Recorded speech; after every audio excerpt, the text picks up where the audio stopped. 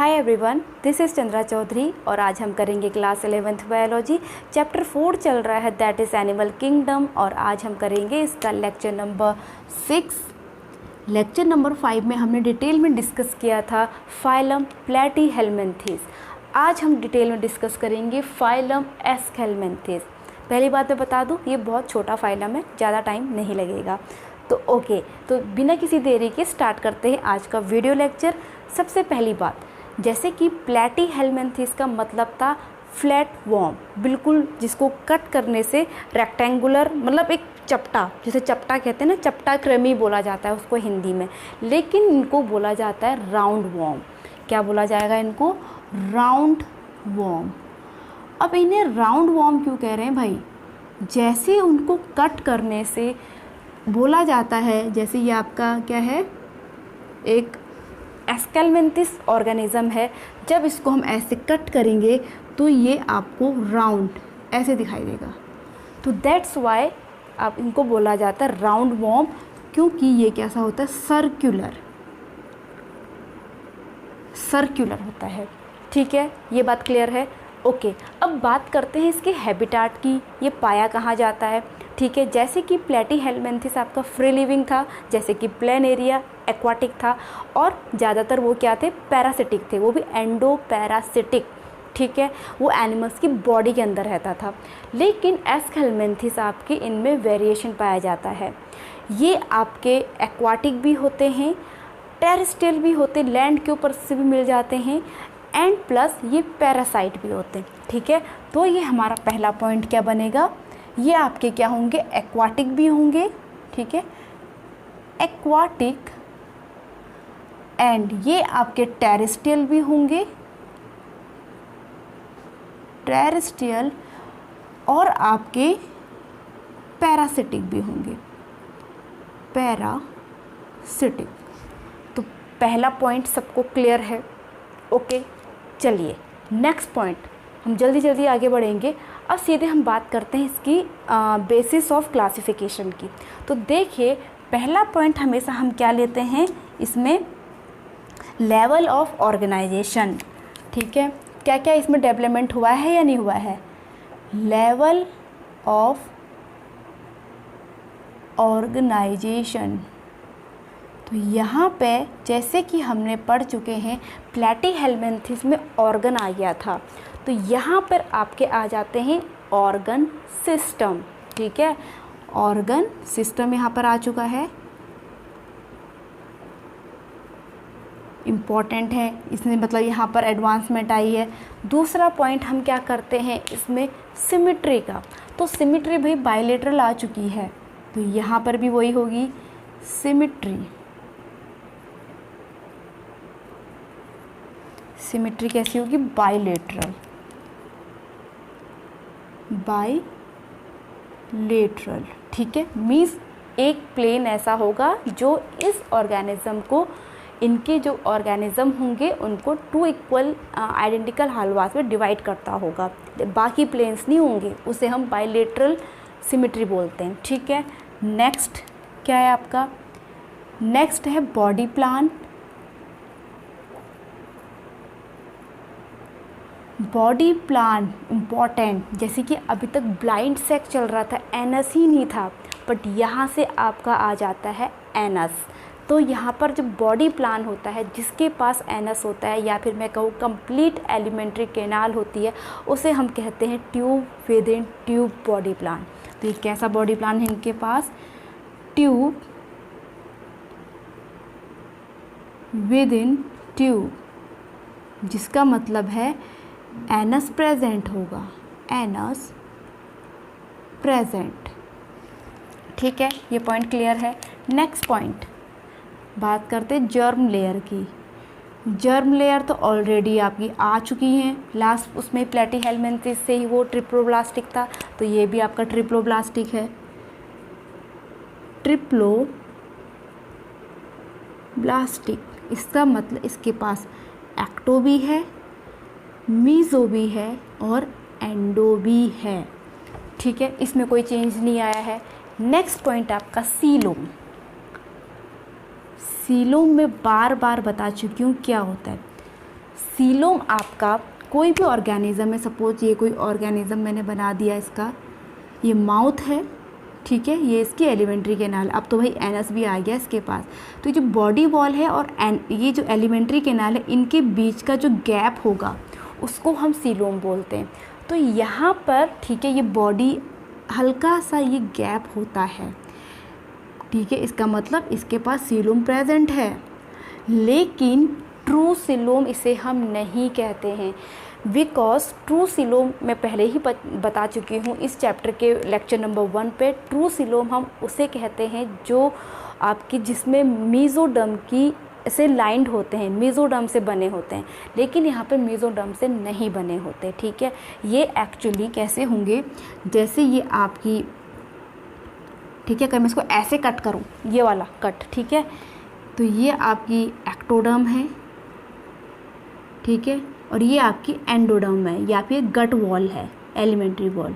तो यहाँ पे मीजोडर्म, ठीक है, क्योंकि कैविटी तो है, सीलोम तो प्रेजेंट है, लेकिन यहाँ पर बीच बीच में स्कैटर्ड के फॉर्म में मीजोडर्म, ये आपकी एक्टो है, ये मीजो है, और ये आपकी एंडो है। तो देख पा रहे होंगे कि आपकी सीलोम यही होगी जो ये वाली लाइन और ये वाली वॉल किसकी बनी होनी चाहिए, किससे लाइंड होनी चाहिए, मीजोडर्म से। लेकिन मीजोडर्म से लाइंड नहीं है, मीजोडर्म तो ऐसे स्कैटर्ड है। तो इस टाइप के सीलोम को हम क्या कहते हैं, सीडो सीलोमेट, झूठ मूठ का सीलोम है। सीलोम तो है लेकिन मीजोडर्म से लाइंड ना होने के कारण झूठ मूठ का सीलोम है, ठीक है, सीलोम। तो इसको हम बोलते हैं स्यूडो सीलोमेट, ठीक है, क्लियर है यहाँ तक। आगे बढ़ें, नेक्स्ट पॉइंट आप देखिए, इनके पास मस्क्यूलर फारिंग्स प्रेजेंट होता है, आपकी एनसीईआरटी बुक में दिया हुआ। दे हैव, मैं ब्लैक से लिख देती हूँ, मस्क्यूलर फारिंग्स, ठीक है, फारिंग्स होता है। क्यों मस्क्यूलर फारिंग्स होता है, क्योंकि इनकी होल मसल्स प्रेजेंट नहीं होती है, इनकी होल बॉडी नॉन मस्क्यूलर होती है।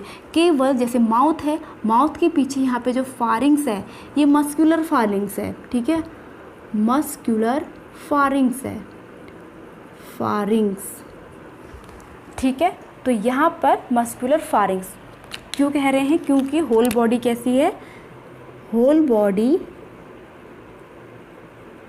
इज नॉन मस्क्यूलर, ठीक है। इतनी बात समझ में आई। अब बात करते हैं रिप्रोडक्शन की। रिप्रोडक्शन कैसा पाया जाता है इसमें, तो देखिए रिप्रोडक्शन सेक्सुअली, अब इसने एक और एडवांसमेंट आई है। अब यहाँ पर sexes are separated, male and female अलग अलग होते हैं, डायोसियस है ये, ठीक है। ये कैसा है, इसमें मेल एंड फीमेल कैसे हैं, सेपरेटेड हैं, ठीक है, सेपरेटेड, ओके। अब फर्टिलाइजेशन जो होता है यहाँ पर वो कैसा होता है, इंटरनल, अभी मैं बताऊंगी आपको, इंटरनल फर्टिलाइजेशन। इतनी बात समझ में आ गई। अब बात करते हैं एक्सक्रीशन की।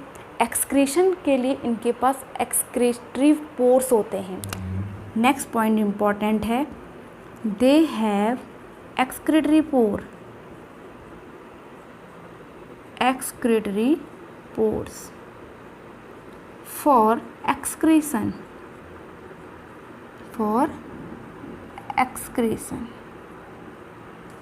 ठीक है। यहाँ तक पॉइंट क्लियर है, ओके। चलिए अब कुछ एग्जाम्पल्स के बताती हूँ आप लोगों को, पहले रफ कर लूँ एग्जाम्पल्स, क्योंकि एग्जाम्पल्स समझने बहुत ज़रूरी हैं। एग्जाम्पल्स इसके हैं, नंबर 1 एस्केरिस, जिसको इन जनरल राउंड वॉर्म कहते हैं।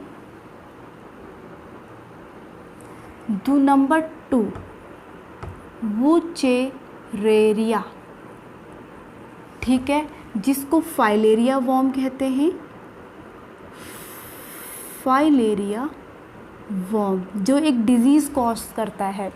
जब आपके इस पेल्विक ग्रेडर से, ठीक है, जो लेग्स होती है उसमें लिम्फ भर जाता है, उसे हम क्या कहते हैं, एलिफेंटियासिस, ठीक है। कौन सी बीमारी कॉज करता है ये, एलिफेंटियासिस, ठीक है। नेक्स्ट आपका है एंसाइलोस्टोमा, इसे हम हुक वॉर्म भी कहते हैं, हुक वॉर्म, हुक का मतलब समझ रहे हो ना, हुक, फंसना। तो ये क्या करता है ना, ये पाया जाता है कहाँ, लैंड में, और किसी भी एनिमल की बॉडी का कोई भी पार्ट जब इसके ऊपर पड़ता है तो उसके ऊपर चिपक जाता है ये और उसकी बॉडी के अंदर चला जाता है, तो इसलिए इसको हुक वॉर्म कहा जाता है, ठीक है। अब मैं आपको यहाँ पर पढ़ाने जा रही हूँ एस्कैरिस। हम एस्कैरिस का डायग्राम समझेंगे, ठीक है, तो कुछ इंपॉर्टेंट चीज़ें सीखेंगे। तो एस्कैरिस जैसे कि मैं ऑलरेडी बता चुकी हूँ, मेल एंड फीमेल अलग अलग होते हैं। तो ये है इसका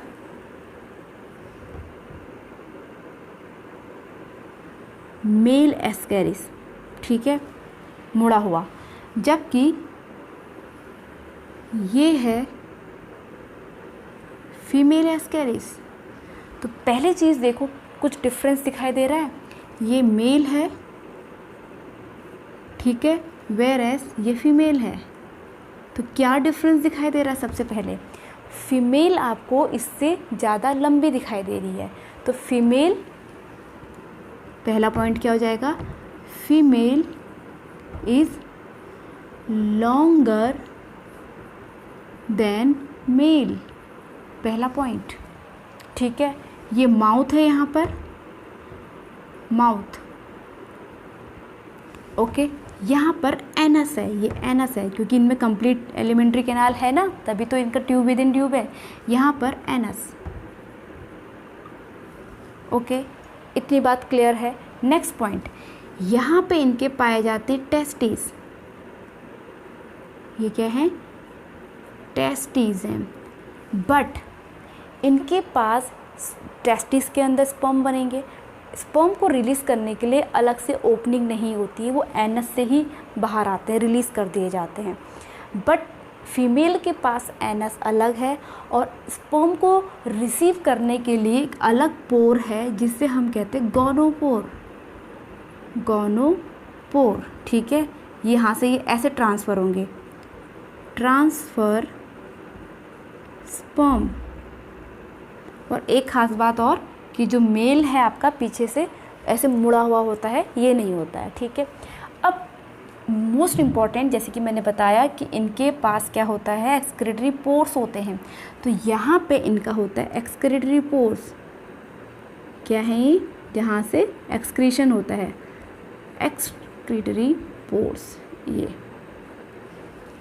तो ये आपका हो गया एस्कैरिस, ठीक है, समझ में आ गया। आई होप आपको आज का वीडियो लेक्चर और फाइलम एस्केलमेंथिस में बस इतना ही है।